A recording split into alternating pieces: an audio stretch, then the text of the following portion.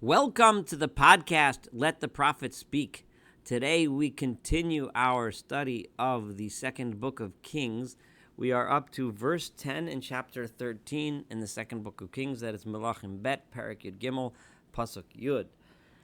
I apologize for the long break. The last time I did 13a, the first 9 verses of this chapter, was prior to the terrible events that occurred on October 7th in Israel, and I just simply wasn't able to get back to a place where my head was able to really get into this, and I apologize for the long break. I know it was published, I think, on the 10th or 11th of October, but it had been dictated prior to the knowledge of those events.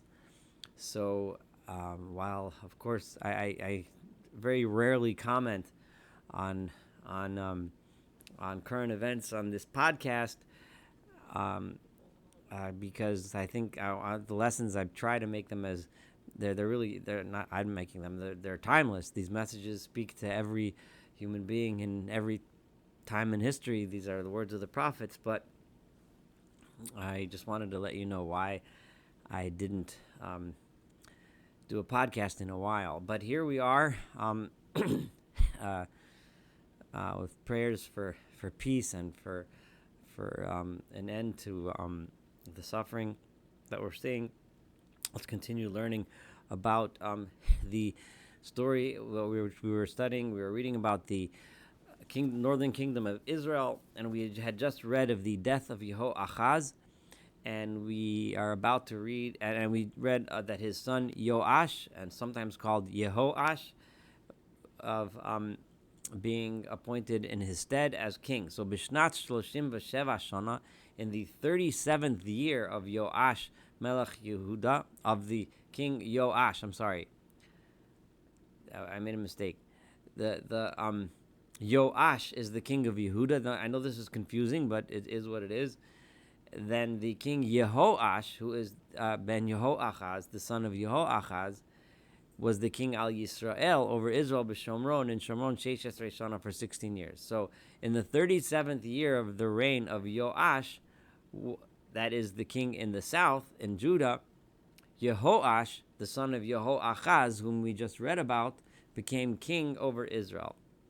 Now, Vayas hara be'enei Adonai. He was a bad king. He did bad in the sense that he was bad towards God.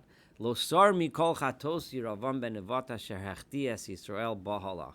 He didn't turn away from all of the sins that Yeravam ben Nevat, who was the first king of Israel way back, when he did not turn away from any of those sins that he had committed, and he led the people and continued on that path. V'yeser divrei Yehoash, and all of the things that Yehoash did, v'chol asher asa, and all of his accomplishments, u'graso, and all of his military achievements, asher nilcham, in his wars, im Amatzia melech Yehuda, together with Amatzia, the king of Judah. So his wars, which we are going to read about soon, at least a little bit, between him and Amatzia, the king of Yehuda, because he waged war against Judah. Halohem Ksuvim, they are written al Sefer Divrei Hayamim, in the chronicles of the Malchi Yisrael, of the kings of Israel. Vayishkav Yehoash Mavosav. Yehoash then passed on. He died. V'Yeravam Yashav v'Kiso, and his son Yeravam, taking the same name as the forebearer of all of the kings of the northern kingdom, Yeravam. So this is Jeroboam the second. Yashav v'Kiso, he sat on his throne. Vayikaver Yehoash b'Shomron, and Yehoash was buried in Samaria and Shomron, im Malchei Yisrael, together with the other kings of Israel. So here we have his death. Now, but even though he's dead, he's not done yet, because we're going to go back to reading events from his life. Why it's set up this way is unclear. I'm not. The scholars debate this. It's a little bit unusual, but it's not completely unheard of for the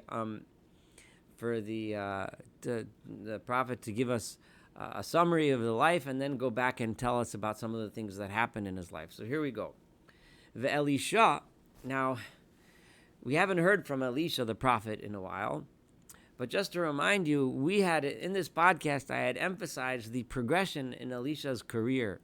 The progression from being a prophet of miracles, a prophet of trying to prove God, as his teacher Elijah did, through demonstrations of raw power and miracles, to being one who led with a tremendous sense of concern and care for the welfare of the people.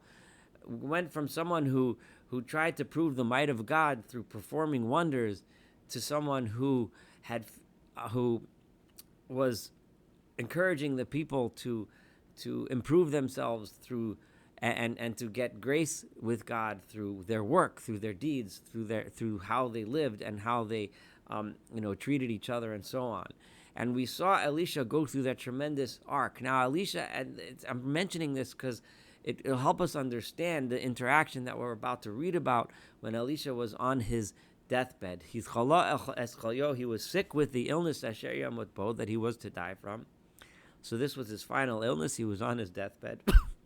Vayered elav Yehoash melech Yisrael. And Yehoash, the king that we just read about his death, the king of Israel, he came down to him, Vayev kalpanav, and he cried to him, Vayomar, and he said, Avi, Avi, my father, Rechav Yisrael, the chariot of Israel, Ufarashav, and the horsemen, of Israel. In other words, the leader, the great leader of Israel. Of course, this brings to mind the same term that Elisha used when Elijah, the prophet, his teacher, went up to heaven. He also used the same term, Avi, Avi. This may have been just a common refrain when someone was dying or someone passed on, to say, who was a leader, to say this about him.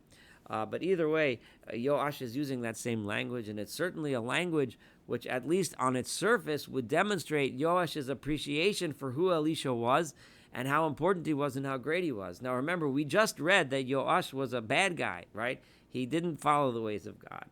He continued the idolatrous ways of of Jeroboam.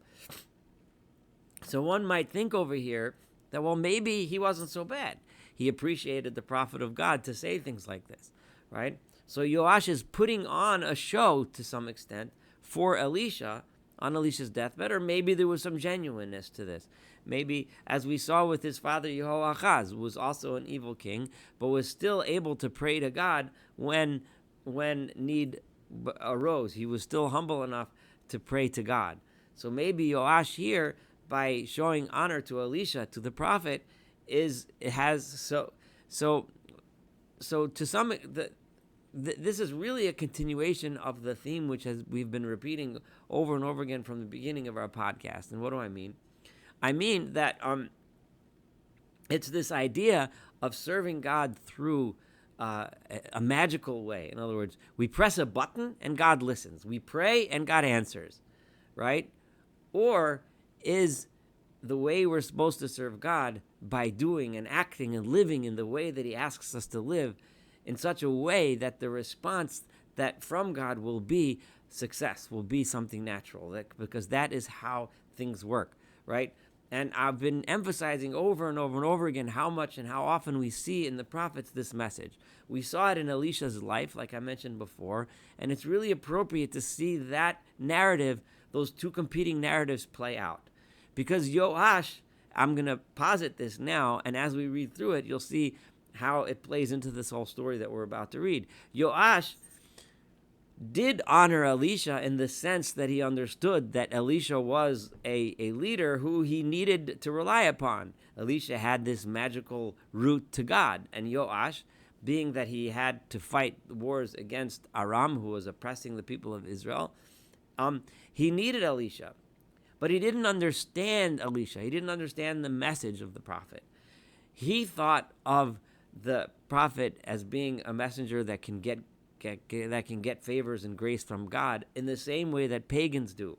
The point of the Torah, the point of the entire Bible, and I know that sounds like a gigantic statement to make, but it is the truth. The point is that it doesn't work that way.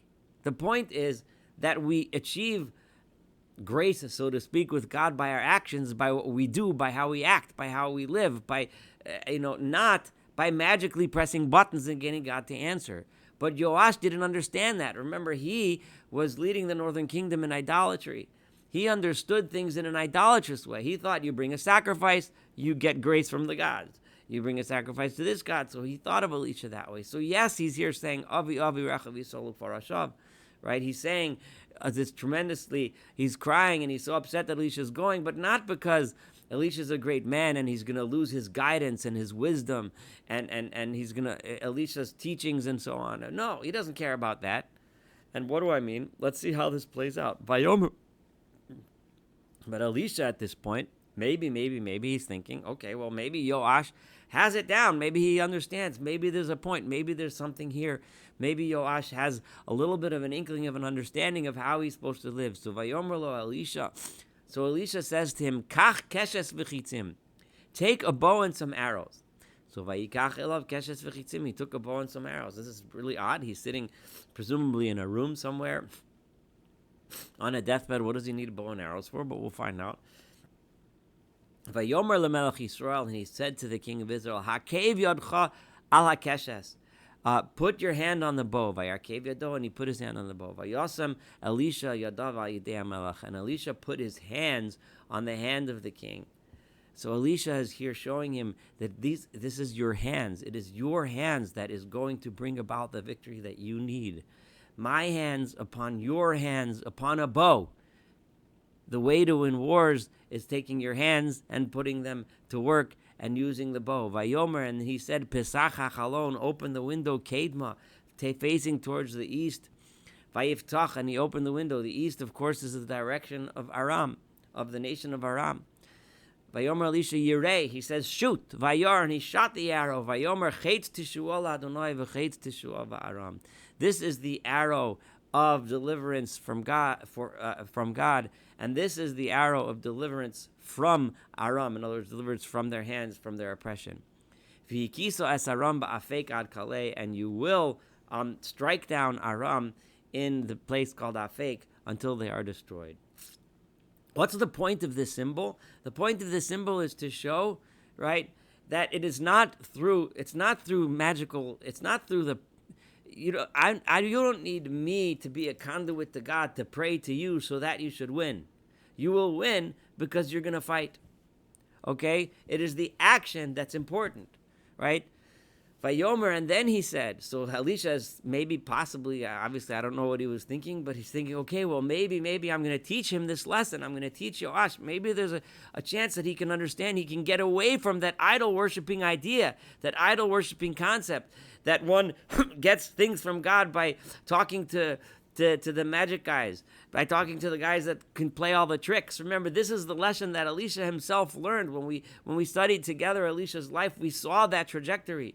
Elisha started his career as a prophet thinking that if only he could be a more powerful miracle worker than Eliyahu, than Elijah, that he would somehow bring the people around. And Elisha eventually came to realize that's not the case. On his deathbed, he's teaching that message to the king Yehoash. And he's telling him, here, shoot the arrow. That's how you win. And then he tells him, take the arrows again. Then he took them, Vayikach. Vayomer lemelech Yisrael, hach arza. And he told the king, strike those arrows against the ground. Vayach shalosh pa'amim vayamot. And he struck it a few times, 3 times, and then he stopped. What was Elisha trying to say? And most of this, what I'm explaining now, is coming from the Perush, the commentary of Ibn Kaspi, Yosef Ibn Kaspi, a 12th century commentator, known a philosopher commentator on the prophets. Elisha is trying to teach him that yes, you have to you shoot, but you have resilience. You can't just stop. You have to keep going and going and going and going. The way to win is to never give up. But he stopped. He just did it 1, 2, 3, and then he stopped. So the man of God then got angry at Yehoash, and he saw this is not the leader that's going to win. If you kept on going 5 or 6, in other words, why does he not 5, not 6, but 5 or 6? In other words, if you kept on going more and more, pamim, Then you would have gotten that lesson that I told you before, that you were going to strike down Aram until they were destroyed. But now you only struck it 3 times. You'll have 3 victories, and that's it. Because you didn't have the resilience, you didn't show resilience.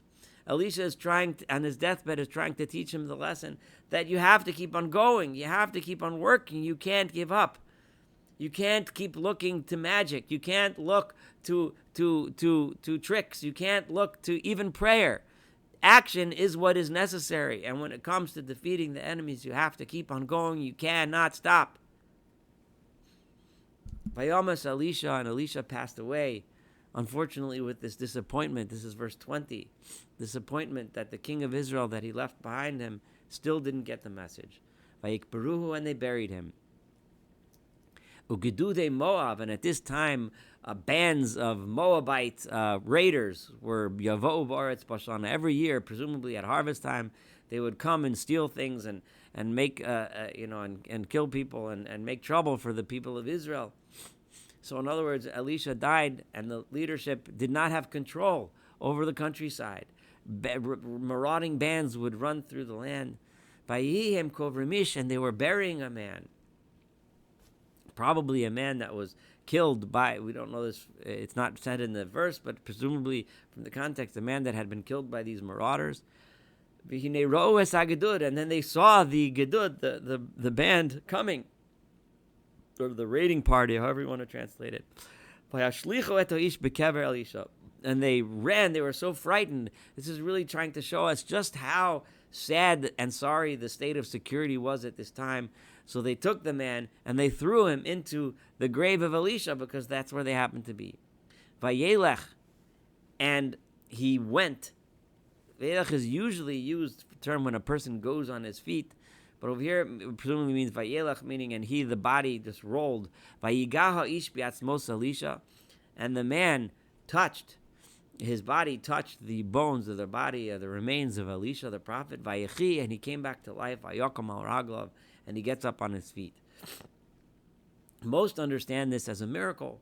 A dead man was revived by touching the body of Elisha. The main issue with that understanding, which is of course the traditional understanding, and I put it out there, is what's the point?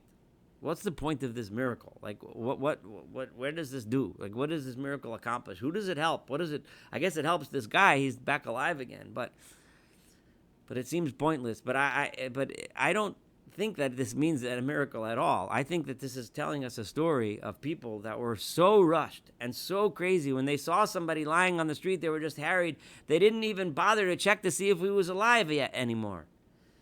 And they picked him up and they threw him into the cave without even having a chance to check, because they were so. The point of the story is to show how sorry the state of security was. This raiding party kills someone, or they think he kills someone. They kill someone, and the people are running, and the party goes away, and they grab the guy and chuck him into the cave. And Vayelech means, and he went. The guy wasn't dead, right? They just threw him into the cave thinking he was dead, but he wasn't. And the guy crawled, and he himself touched the bones of Elisha, right? And symbolically, what would that mean? Elisha is just taught the lesson of resilience, the lesson of strength. Vayechi, that gave that person life. It gave him strength. Vayakam al raglav, and he got up and he walked out of the cave. So then, that when you take away the magical aspect and you make this not a miracle, but you make this a real thing, then the lesson, the moral lesson, is powerful beyond words. And we've seen this repeatedly over and over again. When we take a rationalistic explanation over a miraculous explanation, then the meaning and the power of the verse becomes profound. The lesson of Elisha, the lesson of resilience, a man who is wounded and injured, who gets that strength and gets up, gets on his feet and walks out. The contrast between him and the people that threw him in the grave, passing him off as dead in the first place, and running and panicked and almost pathetic from the raiding party is profound. Taking that lesson of Elisha, the lesson of resilience, and carrying it to another level. Then, just to finish off this chapter, V'chazoel, Melech Aram, lochatz et Yisrael kol yimei Yehoachaz. Remember, Yehoachaz, the father of the current king Yehoash, the Chazael that was the king of Aram, he had been oppressing the people of Israel all of the days of Yehoachaz, and like we learned, Yehoachaz had prayed, right? Prayed to God, and God sent a redeemer. Many understand that redeemer was his son Yehoash, who we just learned will win victories against Aram and relieve the pressure against the people. Or it may have been someone else during the days of Yehoachaz, but from this verse, it would seem Kol Yimei Yehoachaz, all the days of Yehoachaz, that they were oppressed by Aram. So the redeemer would have been Yehoash, the one who we know is king now, the one who we just read about the interaction between him and Elisha. Vayachan Adonai osam, and God had mercy on the people, Virachamim, and he had compassion on them, Vayifen aleim, and he turned to them. Why did God have compassion on them, despite the fact that Yehoash was an idol worshiper, despite the fact that Yehoash continued in the sins and bad ways of Yeravam? Because Laman Briso, because of his covenant that he had made at Abraham, Yitzchak, Yaakov, with Abraham, Isaac, and Jacob. V'lo avash chisam, God did not want to destroy them, and he had still not sent them away from his face. In other words, he had not cast them away. God had still maintained this promise, this covenant, this relationship. Unfortunately, we're going to learn later that this covenant only lasts so long, right? At some point, when the situation was deemed hopeless, the northern kingdom of Israel was cast aside, and that covenant with Abraham, Isaac, and Jacob was fulfilled only with the southern kingdom of Judah. We're rapidly approaching that terrible, tragic moment in history, but we're not there yet. At this point, God still had not cast them away. And Chazal, the king of Aram, died. Vayimloch ben Hadad beno Tachtav, and Ben Hadad, his son, became king. And Ben Hadad continued, of course, in his father's policy of harassing and oppressing the people of Israel. Vayoshav Yehoash ben Yehoachaz, and Yehoash, the son of Yehoachaz, returned, right? In other words, he was successful in battle and returned. Vayikachet Aram, and he conquered back the cities. Miyad ben Hadad ben Chazael, from the ownership of Ben Hadad, the son of Chazael, the current king of Aram. Asher lokach miyad Yehoachaz b'milchama, those towns that he had conquered, that his father Chazael had conquered from Yehoachaz, his father, at war. Shalosh pa'amim, in 3 major battles, he ko'u Yehoash. Yehoash struck him down by Yoshav at Orei Yisrael, and he returned the cities of Israel to the people of Israel, to the sovereignty of the Israelite kings of the northern kingdom. So we end on a victorious note of Yehoash, but as we know, that victory was short-lived. However, at this point, Yehoash did win some major victories as a result of the prayer that Yehoachaz, his father, prayed before God, and that small amount of humility did lead to a small amount of victory. Thank you so much for studying Kings chapter 13, 2 Kings chapter 13 with me. Looking forward to studying chapter 14 and, of course, the entire book of Kings together. Have a wonderful day.